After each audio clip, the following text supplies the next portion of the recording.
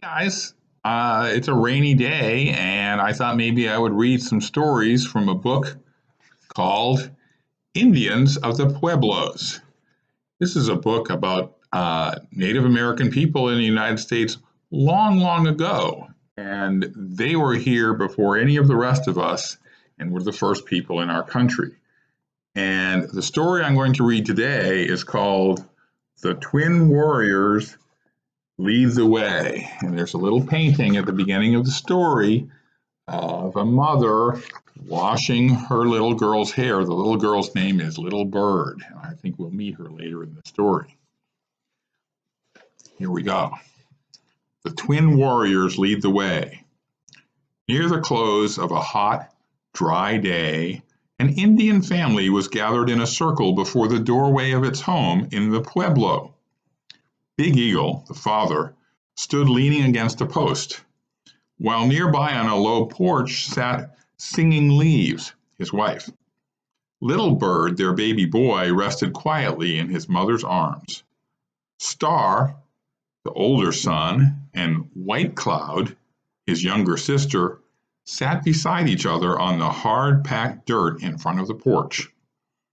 All were looking at an old Indian who sat on his heels in the center of the group. He was Tall Oak the storyteller, who was liked by everyone in the Pueblo. Although his skin was wrinkled, his eyes were still clear and bright. The family quietly waited for Tall Oak to speak, but the storyteller was in no hurry to begin. He put some loose tobacco in a dried corn husk and slowly rolled a cigarette. Back in those days, they didn't know that tobacco was bad for you. Big Eagle silently brought the storyteller a light. When the cigarette was well lighted, Tall Oak carefully blew big puffs of white smoke toward the four corners of the earth, toward the above people and toward the below people. Star and White Cloud knew that he blew the smoke as an offering of respect to the spirits. While the old Indian did this, Singing Leaves and her three children scarcely moved. At last Tall Oak was ready. Laying his cigarette aside, he said, "I shall tell you of the coming of our people. This story is one that all of our children should know." Tall Oak was very serious, and so too were all of his listeners. The two wide-eyed children moved close together. They listened carefully as the old man spoke. Many, many snows ago, all the red people lived with the underneath people in the center of Mother Earth. Among these people were some who were good and some who were bad. So the red people were not always happy. Finally, a time came when the bad people killed so many of the good ones it seemed there might soon be no good people left. About that time, the above people sent two brave young warriors to help the good people of the underneath land. These young warriors were the twin sons of Father Sun and Mother Earth. To those who lived in the land of darkness, the twin warriors said, "Follow us, we will lead you into the light. We will take you to the upper world.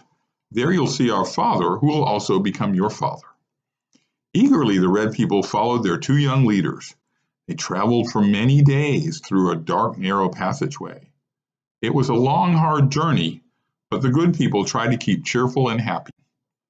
The above people were sorry for the travelers on the dark road, so they sent their own delight makers or sacred clowns to make the red people laugh.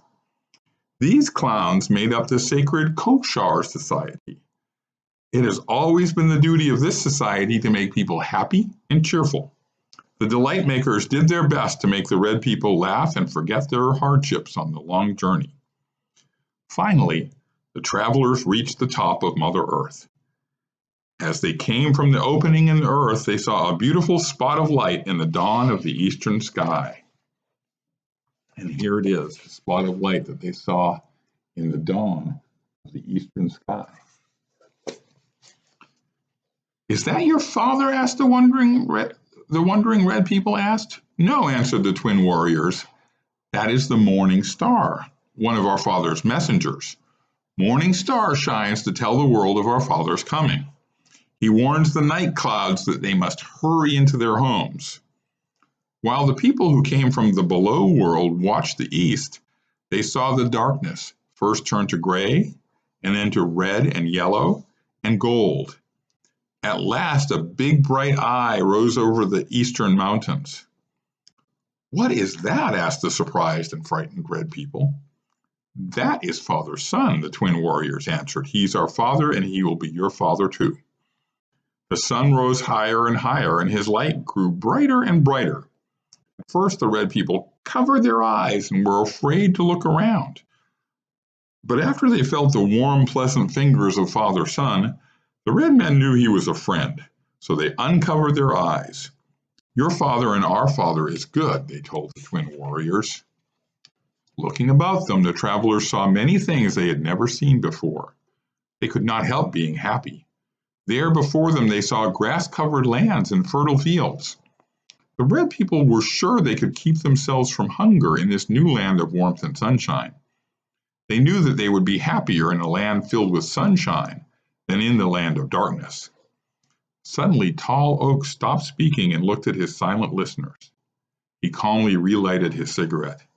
Then, when he saw Star and White Cloud move quietly, the old man turned to them and said, "Among these good travelers were the long-ago people. From them have come all of our people. Our father is Father Sun, and our mother is Mother Earth.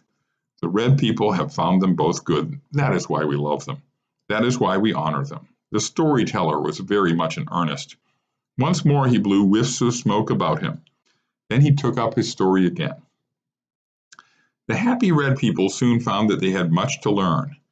Even in a land of sunshine, they had to work if they wanted plenty of food and clothing. But they were willing to work hard, and they were eager to learn. The above people, with the help of Mother Nature, taught the red people how to use the many things that Mother Earth has to offer. They learned how to plant the fields and how to care for the crops. This is what they learned from their four good friends, the rainmakers. The rainmaker of the north is yellow. During the winter months, his color is reflected by the morning and evening light. The chill, wintry wind is his cold breath. The gray and blue of the twilight reflect the color of the blue world where the rainmaker of the west lives. His moist breath often sends rain. The red rainmaker of the south lives in the home of heat and fire. He usually sends dryness, but sometimes breathes drizzling rain. Because of the light gray dawn, the rainmaker of the east is white. In his breath is the frost that ripens the seeds and paints the leaves. The four rainmakers live in the waters upon Mother Earth and in the below world. They also live with the cloud people. Their breath is mist, and their laughter is the pleasant ripple of the streams. The rainmakers use as gateways from the below world the springs which flow from Mother Earth. When the first bears awake from their long winter sleep, the great thunder spirit growls and sends rain in his breath. Slowly but surely the cold strength of the yellow rainmaker is broken. Finally, he rushes angrily back to his home in the north. The summer moons begin. Mother Earth awakes and drinks deeply of the water that is sent by the blue rainmaker. Soon, the red rainmaker brings heat, and all the plant people, big and little, begin to grow and whisper to one another. Then there is much work to do until the white rainmaker sings Mother Earth to sleep again during the winter moons. The red people also learn to work with the cloud people who brought the rainmakers. But sometimes the rainmakers fell asleep and the cloud people forgot to come. Then the rainmakers had to be awakened by prayers. Slowly the red people learned how to do many things for themselves, but they always needed the help of Mother Earth and Father Sun. After every sleep, Father Sun came to help. Every day he traveled across the sky upon the long trail which leads to the mountaintops in the west. The hard journey made Father Sun very tired. When he came to its end, he always stopped to rest for a moment, and then he dropped into a big, beautiful lake. Through this lake, he entered the land of darkness, where the underneath people live. Even now, Father Sun never forgets to come to the red people. Thus Tall Oak ended his story. Star and White Cloud had followed it very closely. Big Eagle and Singing Leaves had also listened with interest, even though they had both heard the story many times. They always liked to have the old storyteller visit them. Slowly rising, the old man drew his blanket about him and prepared to leave. But before he was lost in the darkness of the plaza, he again reminded Star and White Cloud, "You must not forget how your people came to this happy land, and you must never forget to thank Mother Earth and Father Sun." And that's the end of this chapter of the Indian stories.